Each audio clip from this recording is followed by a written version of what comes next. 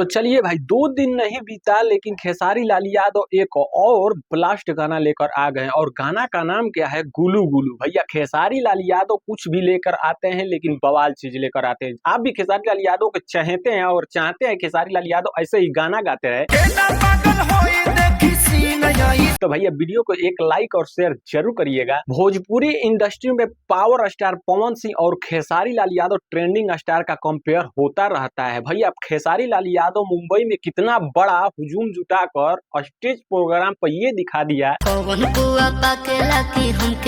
कि भोजपुरी इंडस्ट्री के trending star हमारा ही ना। इस गाने ने ये साबित कर दिया कि ट्रेंडिंग स्टार खेसारी लाल यादव कभी रुकते नहीं है, थकते नहीं है, मशीन के तरह एकदम हचाहच काम करते रहते हैं। क्योंकि खेसारी लाल यादव के अभी 2 दिन पहले गाना